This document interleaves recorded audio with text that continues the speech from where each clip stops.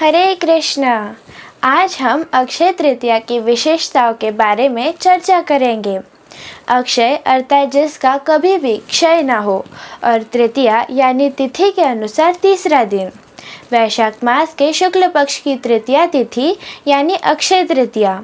अक्षय तृतीया एक मंगलमय दिन है। यह इतना विशेष दिन है कि इस दिन मनुष्य द्वारा किया गया कोई भी शुभ काम उसे अक्षय पुण्य फल प्रदान करता है। इसलिए इस दिन को अक्षय तृतीया के नाम से जाना जाता है। यह स्वयं भगवान की अपनी तिथि है, इसलिए आज के दिन को ईश्वरीय तिथि भी कहते हैं। साथ ही साथ आज के दिन को आखा तीज भी कहते हैं। हमारे वैदिक संस्कृति अत्यंत विशेष और वैज्ञानिक है, जिसमें सूर्य और चंद्र की गति के अनुसार तिथि, मास और उनमें आने वाले कुछ महत्वपूर्ण दिनों को निर्धारित किया जाता है। वर्ष में कुछ ऐसे विशेष दिन आते हैं जब कोई भी शुभ कार्य करने के लिए अच्छा मुहूर्त या समय देखने की आवश्यकता नहीं पड़ती। ऐसे ही कुछ विशेष दिनों में से एक है अक्षय तृतीया का दिन। भौतिक संसार का सामान्य नियम तो यही है कि अगर आप कोई पुण्य कर्म करते हैं तो उसका अच्छा फल आपको भुगतना पड़ेगा, और अगर कोई पाप कर्म करते हैं तो उसका बुरा फल भी भुगतना पड़ेगा।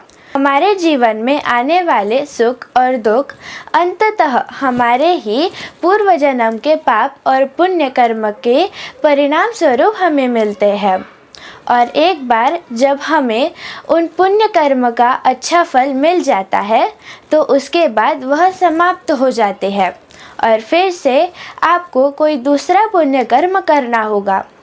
लेकिन अक्षय तृतीया ऐसा दिन है जिस दिन आप जितने भी अधिक मात्रा में आध्यात्मिक कर्म, पुण्य कर्म या जप, तपस्या, यज्ञ इत्यादि करते हैं, उसका जो फल मिलता है वह चिरकाल तक आपके साथ रहेगा। उसका कभी भी नाश नहीं होता है। अक्षय तृतीया के दिन परम पवित्र गंगा नदी भगवान श्री हरि के चरण कमल से निकलकर शिवजी के जटाओं से होते हुए इस धरातल पर प्रकट हुई थी। गंगा देवी का प्राकट्य दिवस अक्षय तृतीया है। इस दिन अगर संभव हो तो व्यक्ति को गंगा नदी में स्नान करना चाहिए, लेकिन अगर आपके लिए यह संभव नहीं है तो घर में भी गंगा जल से स्नान कर सकते हैं, अथवा स्नान के पानी में गंगा जल की बूंदें डालकर स्नान कर सकते हैं। ऐसे संपूर्ण पृथ्वी को पवित्र करने वाली गंगा नदी के प्रति हमें अपनी कृतज्ञता प्रकट करनी चाहिए। अक्षय तृतीया के दिन भगवान श्री विष्णु के 10 अवतारों में से एक परशुराम भी प्रकट हुए थे, जिन्होंने इस पृथ्वी को अधर्म और आक्रांतक क्षत्रियों से मुक्त करवाया था। परम भगवान श्री कृष्ण के मित्र सुदामा ने भी इसी दिन अपने प्रिय मित्र कृष्ण को सूखे चावल के दाने अर्पित किए, और उसके बदले में भगवान उन्हें त्रिलोक का ऐश्वर्य प्रदान करते हैं। इसी दिन पांडवों की पत्नी और भगवान श्री कृष्ण की अनन्य भक्त द्रौपदी देवी को सूर्य देव से अक्षय पात्र मिला था। इस अक्षय पात्र की विशेषता यह थी कि इस पात्र से आप जितनी भी मात्रा में जिस भी प्रकार का भोजन निकालना चाहते हैं उतनी मात्रा में भोजन निकलता रहेगा। इसमें से निकला हुआ भोजन संपूर्ण पृथ्वी के सभी जीवों के क्षुधा को मिटाने के लिए सक्षम पात्र था, इसलिए इसे अक्षय पात्र कहा जाता है। और यह अक्षय पात्र अक्षय तृतीया वाले दिन ही द्रौपदी देवी को प्राप्त हुआ था। वैदिक शास्त्रों के रचयिता श्रील व्यास देव जी ने महाभारत नामक ग्रंथ की रचना का आरंभ भी अक्षय तृतीया के दिन किया था।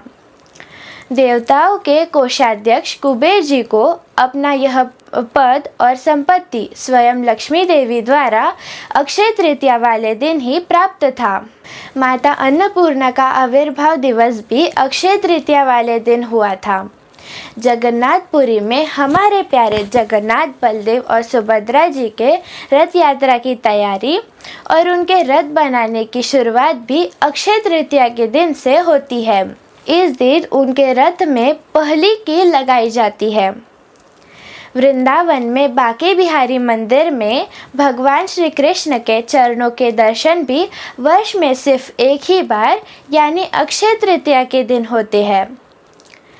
इस दिन गंगोत्री, यमुनोत्री और बद्रीनाथ के द्वार खुल जाते हैं और 4 धामों की यात्रा शुरू हो जाती है। श्रीपाद माधवेंद्र पुरी ने भी इसी दिन भगवान को सर्वप्रथम बार चंदन लगाया था और इस प्रकार चंदन यात्रा का प्रारंभ भी अक्षय तृतीया वाले दिन से होता है। हमारे श्रील प्रभुपाद ने भी झांसी में लीग ऑफ डिवोटीज की स्थापना अक्षय तृतीया के दिन ही की थी। तो अक्षय तृतीया के इस शुभ अवसर पर अक्षय आध्यात्मिक फल प्राप्त करने हेतु हरे कृष्ण महामंत्र का अधिक से अधिक संख्या में जप करें और अपनी क्षमता अनुसार दान दें। अक्षय तृतीया की आप सभी को पुनः एक बार ढेर सारी शुभकामनाएं। धन्यवाद। हरे कृष्णा।